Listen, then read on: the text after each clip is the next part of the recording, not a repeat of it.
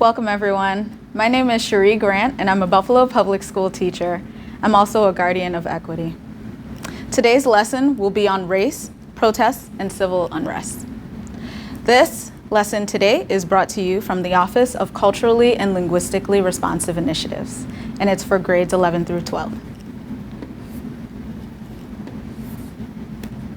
Some of the materials that you're going to need today are 3 blank sheets of paper. You'll need something to write with, and of course, a laptop or a computer, which is optional. Today we'll be using 3 standards to guide our lesson, 2 of which are from the ELA Next Generation standards, and they are from reading information and writing. And from social studies, we will be discussing standard 2.4, which talks about how citizens contribute to a community's government.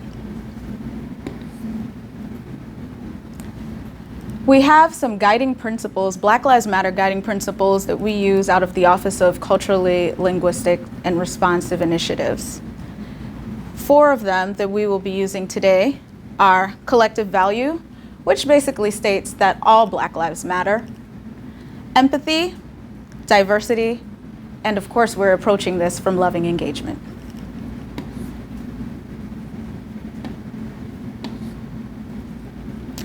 Today in segment 1, we'll be reading and analyzing a short excerpt from The Idea of America by Nicole Hannah-Jones, which is from the 1619 Project. And we'll also be engaging in a Socratic seminar where we'll discuss some of the visuals that we'll see today. Segment 2 is all about an excerpt from Time magazine, which talks about uprisings and protests in the nation. After we read this, then we'll go ahead and watch a Black Lives Matter clip to understand a little bit more about how systemic racism leads to protest. And finally, but not least, in segment 3, we'll complete a cause and effect graphic organizer, and then we'll write about 3 achievements from each of the movements that we discussed today. 3 essential questions that I want everyone to walk away with or kind of hold in their minds as we go through the lesson are the following. What are some racist practices that are leading to protests? How is social justice and freedom related to peaceful protests and riots? And finally, how have protests historically and currently changed American laws and practices regarding systemic racism? Now, there are a couple of vocabulary words that may pop up throughout the lesson, and those vocabulary words are the following. Anti-racist, which basically means a person who opposes racism and actually works towards promoting racial acceptance. Socialist movement.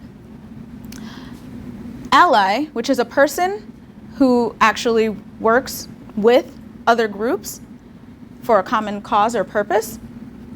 Protest, which is a statement or an action that shows disapproval of something and it brings organized public demonstrations together. Racism, which is prejudice, discrimination, or antagonism directed against a person based on their ethnicity or their race. And finally, reform, which is just changes that are made to improve an institution or a practice. In segment 1, we're going to cover the idea of America. But before we do this, I just want us to take a moment to look at the images that are presented here. Take a moment to just reflect as you look at these images. How do they reflect racial oppression in history and currently? Well, if you look at both of these images, you can see that they span between a 55-year period. This is the Voting Rights March in 1965. And over here, this is the Black Lives Matter protest in 2020. Now, some of the similarities that we can see off the bat is that The protesters are peaceful. They're also carrying signage. Over here, we have "I am a man" because they're fighting for basic civil and human rights. And over here, we can see a sign that says "I can't breathe," which is a common slogan used in the Black Lives Matter movement. Differences that we see are that in this image, officers are holding weapons aimed at peaceful protesters, while in this image, officers stand by even though they are armed. Finally, in both images, we can see that allies are present, which shows that even though we have a long way to go, we have come a long way together. Now we'll begin our text analysis.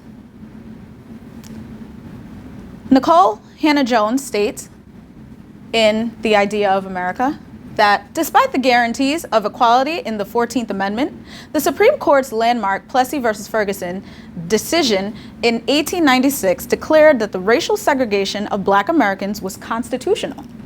With the blessing of the nation's highest court and no federal will to vindicate Black rights, starting in the late 1800s, Southern states passed a series of laws and codes meant to make slavery's racial caste system permanent by denying Black people political power, social equality, and basic dignity. They passed literacy tests to keep Black people from voting and created all-white primaries for elections. Black people were prohibited from serving on juries or testifying in court against a white person. It continues that as the centennial of slavery's end neared, Black people were still seeking the rights they had fought for and won after the Civil War. The right to be treated equally by public institutions, which was granted in 1866 with the Civil Rights Act. The right to be treated as full citizens before the law, which was guaranteed in 1868 by the 14th Amendment, and the right to vote, which was guaranteed in 1870 by the 15th Amendment in response to Black demands for these rights. In response to Black demands for these rights, white Americans strung them from trees, beat them, dumped their bodies in muddy rivers, assassinated them in their front yards, firebombed them on buses, mauled them with dogs, peeled back their skin with fire hoses, and murdered their children with explosive set-off inside a church. For the most part, Black Americans fought back alone. Yet we never fought only for ourselves. The bloody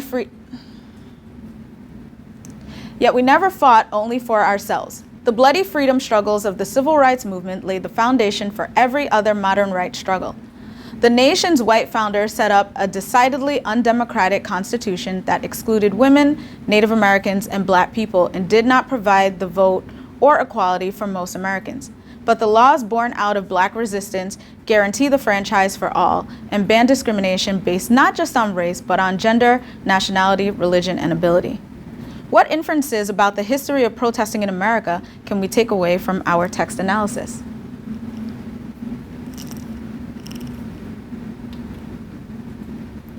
Now we're going to talk about some of these movements.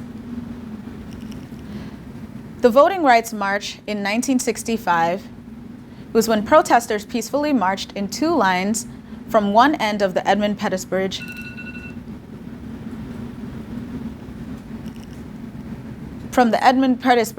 to the other. Troopers called in white civilians to join them and assist in violent acts against Black people. When protesters knelt to pray, troopers unleashed their fury. Protesters were attacked and beaten. Many were arrested or severely injured. This protest was so violent, it was named Bloody Sunday.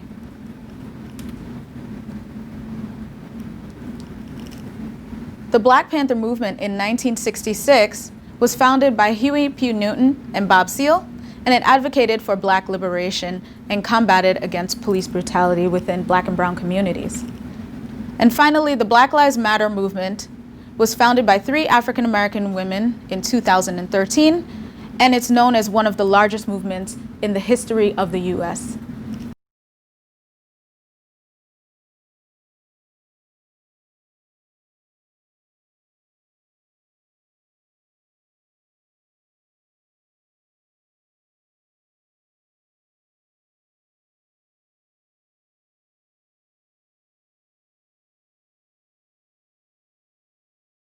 Welcome back, everyone.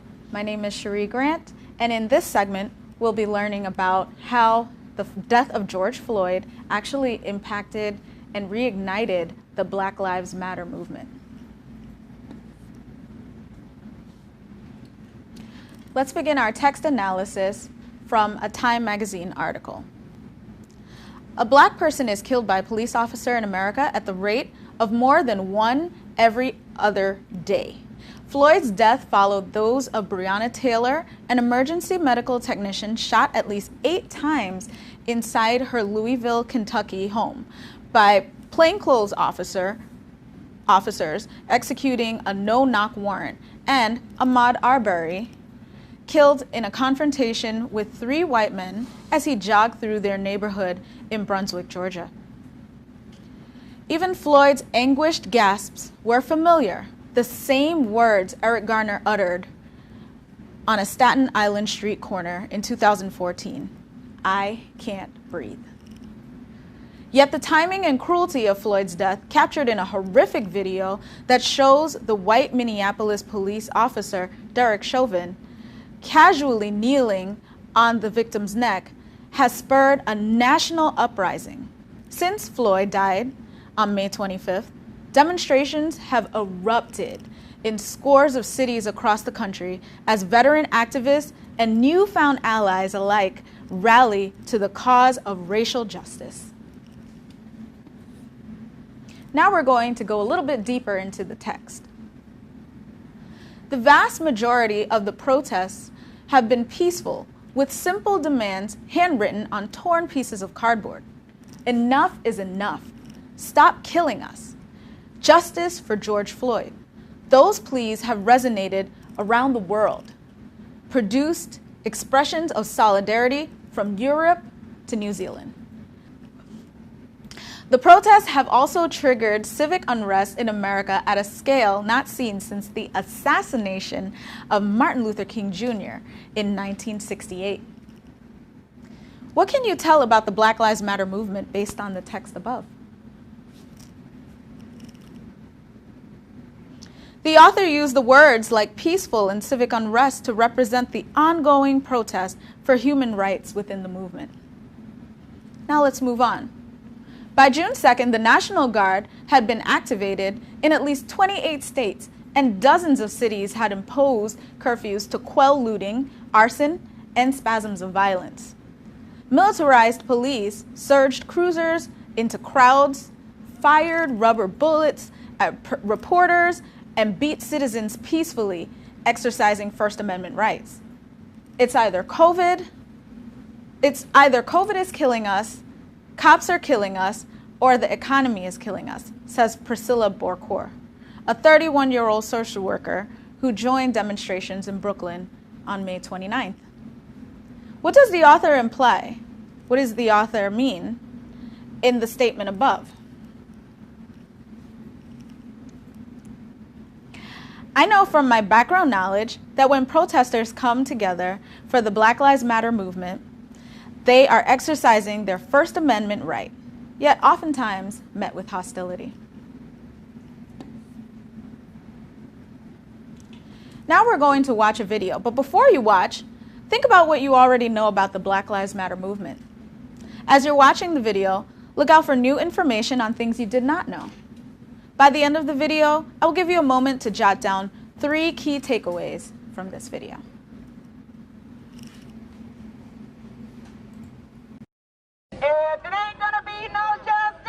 When 17-year-old Trayvon Martin died at the hands of George Zimmerman in 2012, protests sprung up around the country, demanding everything from changes to Florida's Stand Your Ground laws to gun control. When do our children get to just be children? But one of the protests, Black Lives Matter, quickly took on a life of its own. The phrase Black Lives Matter was first coined in 2013 by 3 African-American women in response to George Zimmerman's acquittal. But the term didn't gain widespread use until August 9, 2014, when Michael Brown was shot and killed by a white police officer in Ferguson, Missouri. Protesters swarmed the city, holding signs that read, "Black Lives Matter." The overwhelming police response to the protests kept the slogan in the news for days. While Ferguson began to calm down, the combination of social media, ubiquitous video cameras, and the recurrence of African American deaths at the hands of police meant that it was only a matter of time before Black Lives Matter reappeared. On behalf of all New Yorkers, I want to offer my deepest condolences to the family and loved ones of Eric Garner. 4 months later, when a police officer was acquitted in the death of Eric Garner, an unarmed African-American man in Staten Island who was choked to death on camera, Black Lives Matter was everywhere. Justice for Eric Garner! Justice for Eric Garner! In the days after Garner's death, rallies were held in 5 cities, with protesters calling themselves part of the Black Lives Matter movement. Almost a year later in Baltimore, Freddie Gray, a 25-year-old African-American man, was chased by police and later found in the back of a police van with 80% of his spine severed. Riots ensued and the damage cost an estimated $9 million. Stand up and say loudly and clearly, Black Lives Matter. And activists from Black Lives Matter affiliates have since confronted politicians at campaign events. We're gonna let you on the mic. We're gonna give you the mic. Black Lives Matter! Black Lives Matter! The online movement has taken on a life of its own. And unlike a lot of hashtag activism, the Black Lives Matter banner has generated a sustained rallying cry for change and real-world results. When the University of Missouri came under fire for failing to address persistent complaints about racism on campus, Black Lives Matter contributed to protests that toppled the school's president. Nobody is free until all of us are free. That's the end goal. The movement has generated some backlash, but the core argument that African Americans aren't treated equally is backed up by statistics that show that black men are killed by police at a higher rate than white men. Until those numbers change, the Black Lives Matter movement isn't likely to go away anytime soon. Some key takeaways that you might have seen are that the protests began after the murder of Trayvon Martin in 2012. Protesters during the 2020 movement come from all walks of life. Ferguson helped to catalyze a movement to which we've all helped give life. And also, the movement works vigorously for freedom and justice for Black people, and by extension, all people. And this ends our segment. Thank you.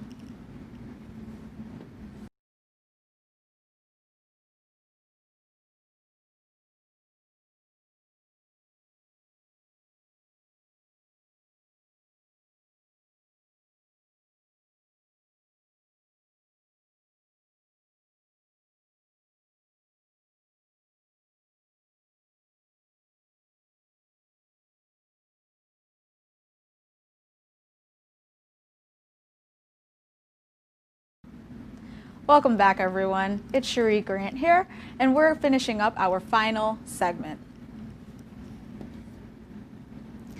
So today we're going to do a little activity. With all the information that you've learned, now we're going to take that information and create a cause and effect chart. What I'd like you to do today is take one of those sheets of paper and fold it in half. You can either fold it in hamburger style or vegan hot dog style.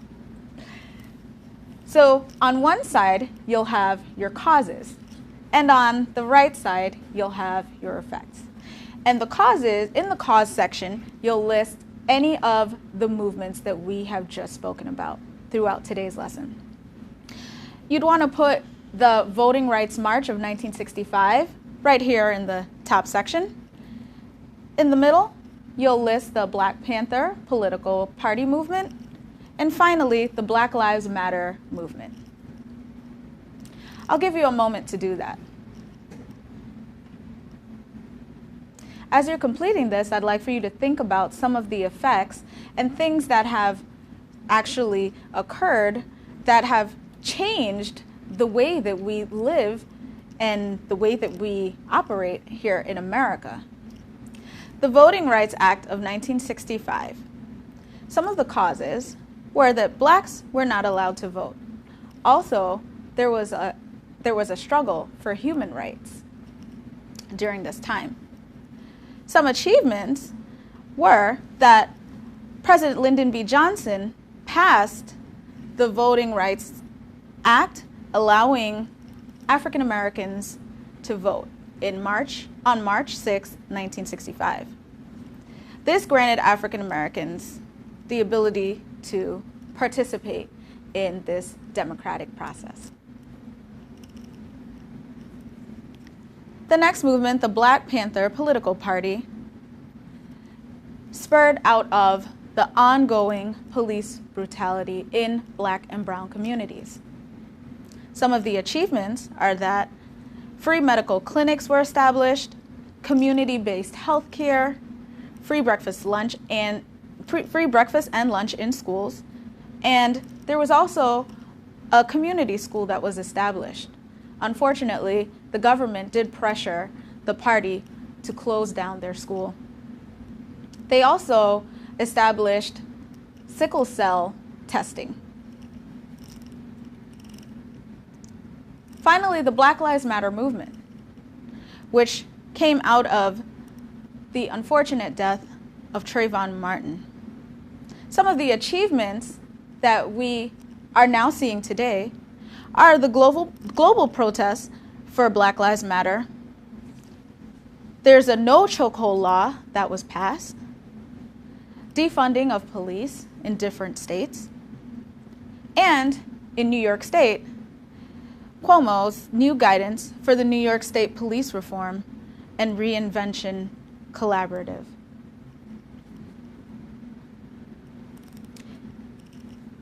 If you were unable to get all of those down, that's fine. I've listed a couple of things here for you. So again, the Voting Rights March of 1965, African Americans received the right to vote. The Black Panther movement, meals and other programs were established in schools, which we still use today. And finally, the Black Lives Matter movement, which has caused changes in policing systems and reform being established currently.